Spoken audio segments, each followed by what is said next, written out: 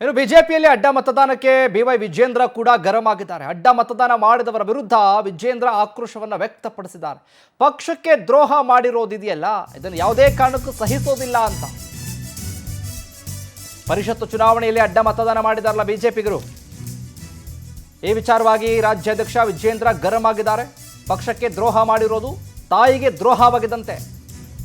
ಅಡ್ಡ ಮತದಾನ ಮಾಡಿದವರ ಬಗ್ಗೆ ಎಲ್ಲ ಮಾಹಿತಿ ಕೂಡ ತೆಗೆದುಕೊಳ್ತೇವೆ, ಯಾರಿಗೆ ತಲುಪಿಸಬೇಕೋ ಅವರಿಗೆ ಮಾಹಿತಿನ ತಲುಪಿಸ್ತೇವೆ. ಅಧ್ಯಕ್ಷ ಅನ್ನೋದಕ್ಕಿಂತ ಕಾರ್ಯಕರ್ತನಾಗಿ ನನಗೆ ನೋವಾಗಿದೆ. ಕೆಲವರ ಹೆಸರುಗಳನ್ನು ಸುಮ್ಮನೆ ಕೆಲವರು ತೇಲಿ ಬಿಡ್ತಿದ್ದಾರೆ. ಅಡ್ಡ ಮತದಾನ ಮಾಡಿದವರ ವಿರುದ್ಧ ಕಠಿಣ ಕ್ರಮ ತೆಗೆದುಕೊಳ್ತೇವೆ ಅಂತ ರಾಜ್ಯಾಧ್ಯಕ್ಷ ವಿಜೇಂದ್ರ ಕೂಡ ಮಾತನಾಡಿದ್ದಾರೆ.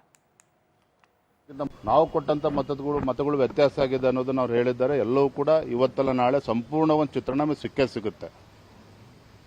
ನಮ್ಮ ಶಾಸಕರು JDS ಪಕ್ಷಕ್ಕೆ ಅನ್ಯಾಯ ಮಾಡಿದ್ರು ಕೂಡ ದ್ರೋಹನೇ, ತಾಯಿಗೆ ಮೋಸ ಮಾಡದಂತೆ.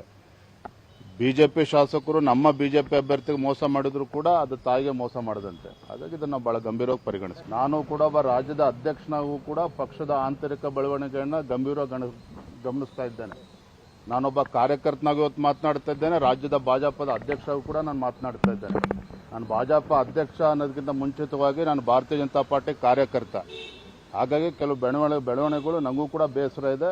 ಅದನ್ನು ಎಲ್ಲಿ ತಲುಪಿಸಬೇಕು ಅಲ್ಲಿ ತಲುಪಿಸುವಂತ ಕೆಲಸ ನಾನು ಮಾಡ್ತೇನೆ. ವರಿಷ್ಠ ಎಲ್ಲ ಒಂದ್ ಕಡೆ ಗಂಭೀರವಾಗಿ ತೆಗೆದುಕೊಳ್ಳಿಲ್ಲ ಸರ್ ರಾಜ್ಯದ ಈ ಒಂದು ಬೆಳವಣಿಗೆಗಳನ್ನ, ಯಾಕೆಂದ್ರೆ ಇದರಿಂದನೂ ಕೂಡ ಅಸಮಾಧಾನಗಳು ಬರ್ತಲೇ ಇದೆ. ವರಿಷ್ಠರು ಕಾಲಕ್ಕೆ ಏನೇನು ತೀರ್ಮಾನವನ್ನ ಮಾಡಬೇಕು ಅವ್ರು ಮಾಡ್ತಾರೆ.